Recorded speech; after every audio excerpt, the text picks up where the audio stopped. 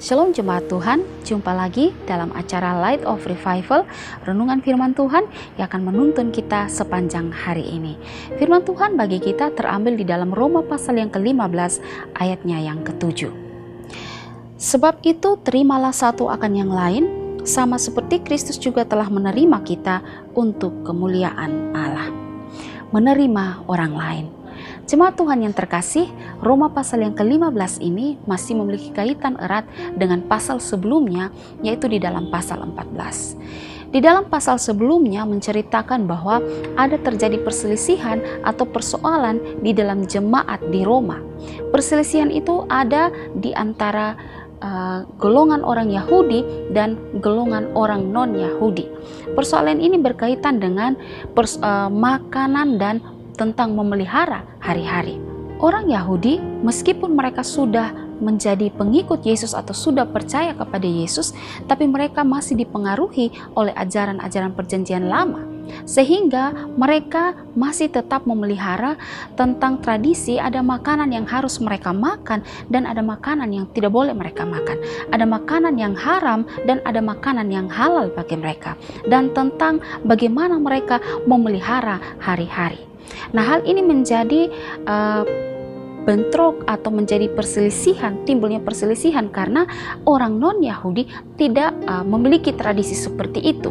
Karena itu ada bentrokan atau perselisihan yang akhirnya muncul di dalam jemaat di Roma. Dan Paulus menanggapi hal ini dengan berkata bahwa kalau ada yang mau makan makanan yang dianggap haram oleh orang-orang lain, maka itu tidak menjadi persoalan. Karena yang dipentingkan di sini adalah bahwa semuanya itu untuk kemuliaan Allah. Tapi jika ada orang-orang yang tidak mau makan makanan yang menurut mereka itu haram, maka orang-orang yang lain juga tidak boleh mempersoalkannya, karena semuanya itu pun juga untuk kemuliaan Allah. Karena itu Paulus juga menasihati mereka supaya mereka jangan menghakimi. Dan lebih lanjut di dalam pasal yang ke-15 ayat yang ke-7, Paulus menasihati mereka supaya mereka dapat menerima satu akan yang lain untuk kemuliaan Tuhan. Mengapa mereka harus dapat menerima satu akan yang lain?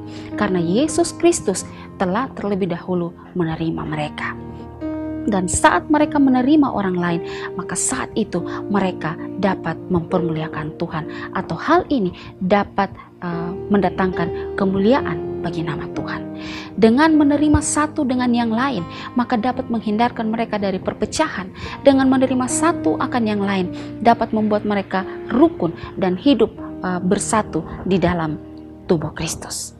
Jemaat Tuhan yang terkasih, tak dapat dipungkiri bahwa ada banyak gereja-gereja Tuhan yang menjadi pecah, hubungan dengan rekan pelayanan yang mulai rusak dan renggang, hubungan rumah tangga yang menjadi hancur karena tidak ada sikap penerimaan, tidak ada saling menerima satu akan yang lain.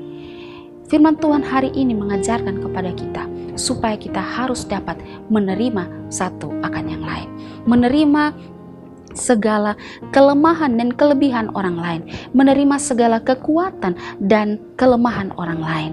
Karena saat kita menerima kelemahan orang lain, maka kekuatan kita bisa mengisi pada kelemahan orang lain.